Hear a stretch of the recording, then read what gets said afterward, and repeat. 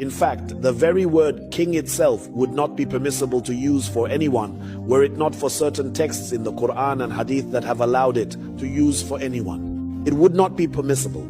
But because the Quran and Hadith have made concessions regarding calling certain people king, that is the only reason it has become permissible. It has become permissible. However, if it is combined with titles like King of Kings or Judge of Judges, then the term becomes reprehensible. And in another narration it says, the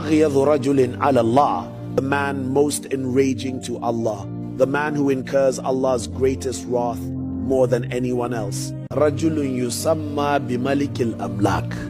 man who calls himself the King of Kings, a man who is called the King of Kings. فَهَذَا مَقْتُ اللَّهِ وَغَضَبُ اللَّهِ عَلَى مَنْ تَشَبَّهَهُ فِي الْإِسْمِ. This then is the hatred and wrath of Allah upon anyone who imitates him in his name.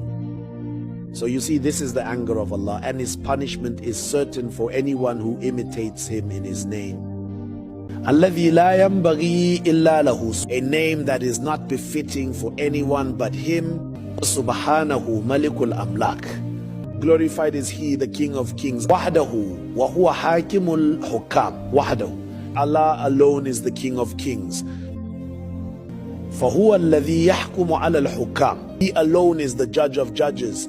وَيَقْضِي عَلَيْهِمْ كُلِّهِمْ, he is the one who passes judgment over all other judges.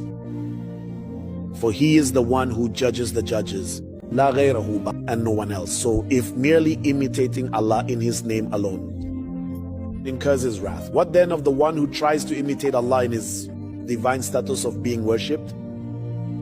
Therefore, O community of Muslims, you have heard that this chapter has now concluded. And with that, we too will conclude our reading and commentary for today from this book, if Allah the Exalted wills. But listen,